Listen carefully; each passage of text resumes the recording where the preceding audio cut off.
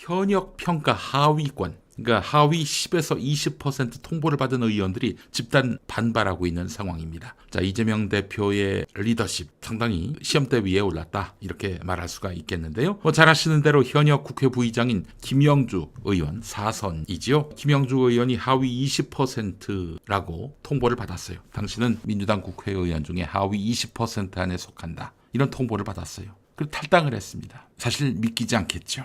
하위 20%라는 것이 믿기지 않다기보다는 내가 국회 부의장 됐고 4선쯤 됐는데 근데 나를 떨어뜨리려고 해? 이재명 네가 뭔데? 이 마인드겠죠. 그렇지 않습니까? 그러면서 김영주가 뭐라고 했습니까? 지금의 민주당은 이재명 대표 사당으로 전락했다. 개인의 당으로 전락했다. 영등포 주민을 대표하는 국회의원으로서 모멸감을 느꼈다, 이렇게 이야기를 했습니다. 본인이 정치를 못해가지고 하위 20%가 돼놓고는 영등포 주민을 핑계대요. 아니, 영등포 국회의원은 정치를 못해도 됩니까? 무슨 말이 이래요. 자, 현역 평가 하위 20%에 들게 되면은 경선 득표수의 20%를 감점합니다. 근데 현역 평가 하위 10%에 들면, 20%는 그나마 낫지, 10%에 들면 꼴등 그룹이죠. 그러면 득표수의 30%를 제외당합니다. 사실상 총선 컷오프가 되는 그런 경우가 되겠죠.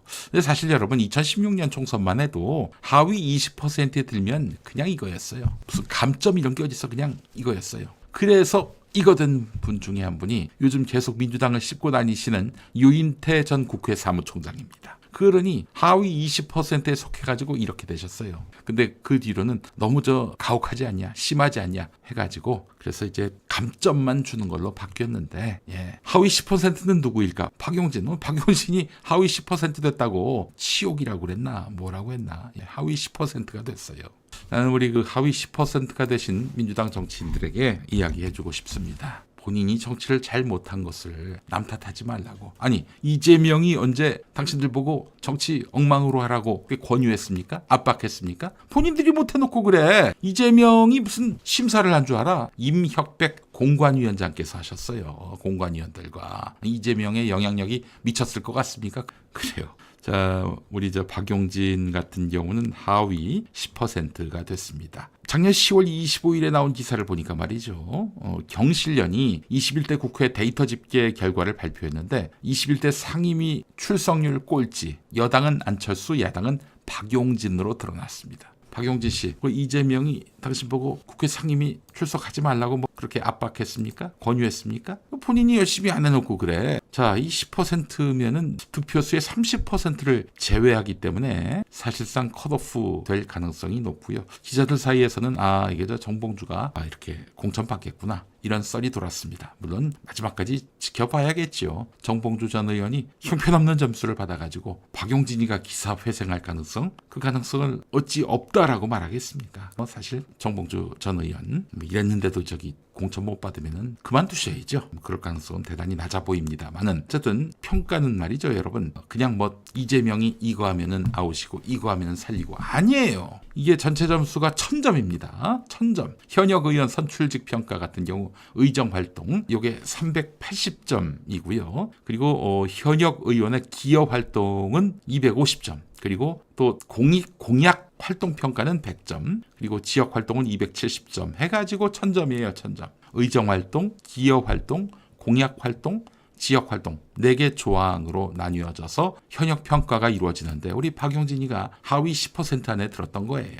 활동을 엉망진창으로 했다, 그런 얘기 아니겠습니까? 그렇다면은 의정 활동은, 또 기여 활동은, 공약 활동 평가는 이 평가위원회의 정성 평가로 이루어지겠죠. 지역 활동 같은 경우에는 권리당원과 일반 국민을 대상으로 한 안심번호 여론조사를 통해서 이루어집니다. 이 모든 과정에서 이재명이 개입해가지고 그 새끼 아웃시켜, 그랬을 것 같습니까? 그럴 리가 있겠어요? 자, 오늘 아침에 제가 입수를 했습니다. 하위 20% 안에 드는 국회의원들 명단을 쫙 봤는데, 근데 이제 일부 이 안에 들어간 것으로 알려진 국회의원이 나는 포함되지 않았다라면서 반발을 하는 바람에 지금 돌고 있는 하위 20% 이 명단이 진짠가 가짠가 좀 의문이 있어서 여러분들께 말씀은 안 드리겠습니다. 그래서 여러분들이 궁금하셔도 시원하게 소개를 못 해드릴 텐데 어이구 놀라운 분들도 많이 들어갔고요. 아니 이분이 왜 들어갔지? 굉장히 성실하게 의정활동하는 것 같았는데 이런 분도 있고 어떻게 당신은 짐작대로 여기 포함됐나 하는 사람들도 있습니다. 근데 제가 이건 말씀드릴게요. 조응천, 이원욱, 김종민은 포함됐습니다. 지들이 공천 못 받을 것 같으니까 튄 거 아니에요 한마디로.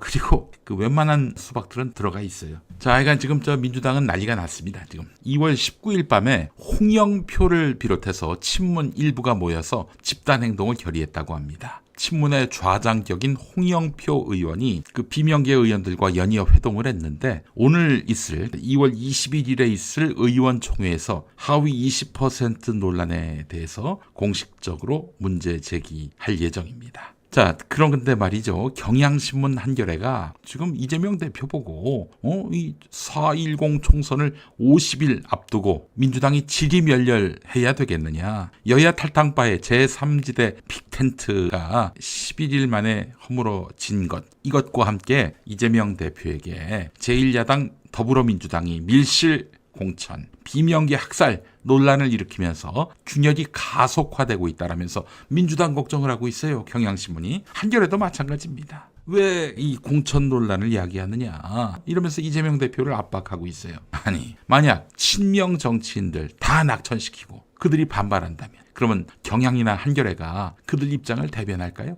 왜 친명 정치인들 이렇게 무참하게 공천학살을 시켜가지고 논란을 빚고 있느냐. 이재명 대표 당신 이런 식으로 공천 관리할 거냐라고 그때 질타할까요? 경향과 한겨레가 친명 정치인들 낙천시켰으면 그럴 리 없겠지. 아이고 예전에는 문재인이 싫었고 지금은 이재명이 싫은 거예요. 한마디로 경향과 한겨레.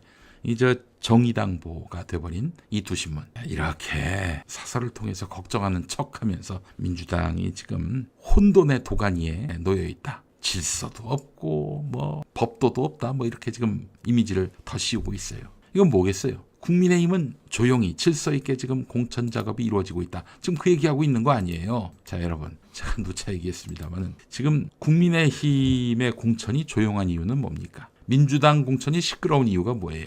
민주당 공천이 시끄러운 이유는 원래 공천이 시끄럽기 때문입니다. 국민의힘 공천이 안 시끄러운 이유는요. 입틀막 공천을 하기 때문입니다. 반발하면 그냥 죽여버리니까 김무성하고 김성태가 찍소리도 못하고 있는 거 보세요. 왜 그러겠습니까? 그들이 저 울분이 적어서 그랬을까요? 인격자라 가지고 아이 뭐 그래 공천 못 받을 수도 있지 이러고 넘어가는 사람들이어서 그냥 보고도 가만히 있는 것일까요? 아니잖아요. 저쪽은 입틀막 공천, 캐비넷 공천이라서 그런 겁니다. 근데 왜 민주당만 갖고 그래? 치사하게. 이재명 대표는 이런 언론 보도에 대해서 개의치 말고 갈 길을 가야 합니다. 지금 20년 된 그 민주당의 기득권 시스템입니다. 친문 기득권 시스템. 이거 바꾸지 않으면은 이런 표현이 좀 과할 수 있을지는 모르겠습니다만은 이재명 당으로 바꾸지 않으면은 이재명 대표 대통령 되기 어렵습니다. 유일한 야권 대선 주자인 이재명 대표 대권으로부터 멀어질 거예요. 야 이재명도 별 수 없구나 이런 얘기 들으면서 많은 이들의 실망을 자아내면서 결국 그냥 소멸될 겁니다. 이재명 대표에게 2000년 제16대 국회의원 총선거의 교훈을 일러드리고 싶습니다. 자, 이때는 이제 김대중 대통령이 집권하고 2년 지난 시점이었습니다. 뭐 사실상 중간 평가나 다름없는 그런 선거였는데 2000년 제16대 국회의원 선거에서 당시 한나라당 총재가 누구였습니까? 이회창 총재였잖아요.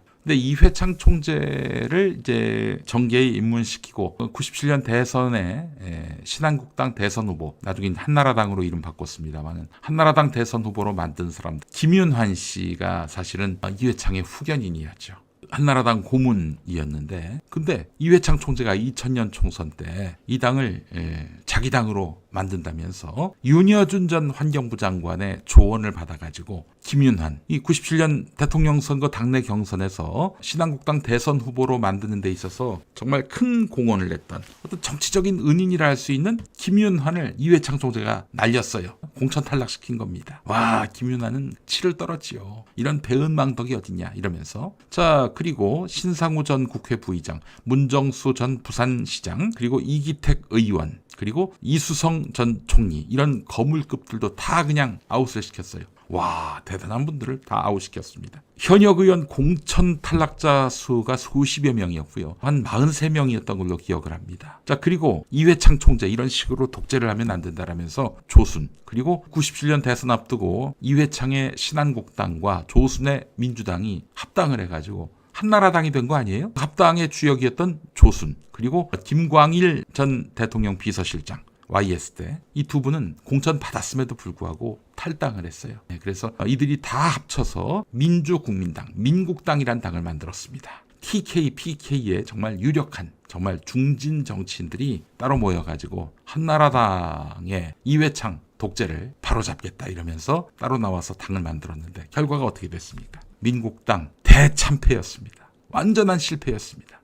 영남권에서 한 석도 못 건졌어요. 그 영남의 그 정말 수두룩한 그 중진들이 다 떨어졌습니다. 사실 선거 앞두고 부산 출신 김광일 씨는 이번에 그 민국당이 실패하면 다 같이 영도다리에서 뛰어내리자 이런 지역 감정을 자극하는 발언도 했는데 결국 다 졌어요. 다. 심지어 김윤환 씨 같은 경우 구미 본인의 고향이면서 정치적 아성이죠. 거기 나갔다가 무소속 도의원 출신의 한나라당 김성조 후보한테도 졌습니다. 와, 이게 무슨 개망신입니까? 이수성 후보 유력한 대선 주자였는데 그 양반은 또 고향 칠곡군에서 한나라당 정치 신인 이인기한테 패했습니다. 그래서 저기 춘천의 한승수 그리고 비례대표 강숙자 두 사람만 당선이 됐어요. 나머지 다 떨어졌습니다. 다 에브리바디 다 떨어졌어요. 게다가 전국 득표율 합계는 3.7%였습니다. 그러니까 아주 괴멸적 패배를 당한 것이죠. 30석은 먹을 수 있다 이랬던 민국당이었습니다. 자, 이회창 씨 이야기를 왜 하느냐? 2000년에 이회창 씨 얘기를. 2000년. 그때 이회창 씨는 야당 총재였습니다. 그러나 중앙정치로 데뷔를 했는데 정계에 입문하고 이제 4년 된 시점이었어요. 지금 김윤환이 이회창의 실질적인 오야다. 김윤환의 지시를 받고 정치하고 있다. 이런 억측과 사실 모욕이죠. 모욕. 그런 여러 구설에 올랐던 이회창 총재였는데 김윤환 날리고 그 당내에서 방귀 좀 끼면서 이회창을 흔들던 그 모든 중진 정치인들을 싹 그냥 내쫓아서 야인으로 만들어버리고 한나라당에 비로소 당주가 됐습니다. 물론 2년 뒤 대선에서 노무현 후보한테 졌습니다마는 이회창 씨는 확실한 한나라당의 당 총재로서 그 위상을 공고히 하게 됐습니다. 그렇게 이런 중진들, 노털들을 싹 몰아내고 그 자리에 원희룡이니 오세훈이니 나경원이니 2000년대를 주름잡던 한나라당의 그런 주니어급 정치인들을 다 이회창 씨가 발탁해서 키웠단 말이에요. 자, 그렇기 때문에 이재명 대표는 지금 친문들이 반발하면서 당이 쪼개질 수도 있다 이렇게 협박하잖아요. 좋은 기회입니다. 이참에 다 그냥 정리하시는 게 좋겠어요. 물론 애써서 나가라고 할 필요는 없어요. 김영주 국회 부의장 나가겠다는 사람 안타깝다. 정말 존경하는 분인데 이렇게 이야기하면서 달래주는 듯한 스탠스 좋았습니다. 지발로 나가게 해야 되는 거예요. 여러분, 그래서 분명히 이재명 대표는 지금 민주당 20년 동안 친문 정당, 사실은 노무현, 문재인 전 대통령보다도 노무현 이름 팔아서 문재인 이름 팔아서 정치했던 그 자들이 20년 동안 이 당의 기득권자였지요. 그 3번 연속 공천받고 중진이 된 사람들이 얼마나 많습니까? 단수 공천, 그것도. 그런 자들이 지금 반발하고 있는 거 아니에요? 왜 나 공천 안 주냐고. 야, 왜 너한테는 공천을 무조건 해줘야 되는데. 그렇잖아요. 왜 매번 너는 공천을 해야 돼? 못하면 그만둬야지. 용가리 통뼈야? 그럼에도 불구하고 나를 왜 공천해서 배제하냐. 나를 배제했기 때문에 이 당은 이재명의 사당이다. 이딴 개소리를 지금 하고 있는 거예요. 이걸 우리가 들어줘야 합니다. 지금 얼마나 환장할 일입니까? 그렇잖아요. 그래서 이참에 절도 있게 양식을 갖춰서 혁신 공천을 해가지고 기득권자들을 정리한다면은 민주당이 완전히 새로운 상품, 신상을 내놓고 국민들한테 선택을 요청하는 거 아니겠어요? 승리합니다. 성공합니다. 그렇게 되면 이제 이 당은 이재명의 당이 되는 것이고 이재명의 대선 가도에 아스팔트가 깔리는 그런 셈이 되는 겁니다. 임종석 이런 인간들 데리고 이재명 대표가 다음 대선을 도모할 수 있겠어요? 그렇지 않습니까? 총선 나오는 게 맞는가? 저는 두 분과 친하지 않습니다. 특히 박지원 그 형님하고는 낙곰수 때 이후로는 연락도 안 해요. 그 사이에 또 저기 안철수 국민의당도 갔다 오신 분 아니겠습니까? 문모닝 할 때는 뭐 정말 사납게 비판했었고요. 근데 이 어른들이 이재명이 뭔가 좀 힘을 쓸 것 같다라고 판단되면은 이재명 코드에 맞게 또 정치하시는 분들이어서 별 걱정이 안 됩니다. 뭐 지지한다는 얘기는 아니에요. 이 사람들이 뭐 후보가 돼가지고 뭐 당선이 된다 그러면 이재명에게 도움이 됐으면 됐지 자기 정치를 하면서 이재명을 뭐 못 살게 군다든지 압박한다든지 그러지는 않을 것 같아요. 네. 자, 하여간 지금 이재명을 인정하지 않고 변방사또라고 혹은 초등학교 졸업이라고 이런 이유로 멸시하면서 친문 기득권이 계속 유지돼야 한다라고 주장하는 자들. 민주당에서 구현될 길이 없으니까 밖에 나가가지고 신당 만들어가지고 거기서 그 기득권을 이어가려는 혹은 그 신당 바람을 일으켜가지고 민주당을 압박하고 이재명을 압박하려는 이런 음모, 시도 이런 것들 우리가 통찰할 필요가 있겠다. 이 말씀을 좀 드리고 싶습니다. 민주당 물갈이를 해야 됩니다. 물갈이하지 않으면 안 돼요. 민주당의 어떤 생존에 직결된 문제라는 점을 분명히 알아야 합니다. 여러분 2대남들, 3대남들이 민주당이 뭘 어떻게 바뀌더라도 안 믿는다, 안 찍는다 이러고 있어요. 그 밥에 그 나물이기 때문이죠. 싹 혁신을 해야 합니다. 적어도 2대남, 3대남들은 지금 이재명을 욕하긴 하지만은 이재명이 새로운 어떤 그런 민주당의 기풍을 만든다. 뉴 페이스들로 이번에 새로 공천한다면은 한번 기대를 걸 만도 할 겁니다.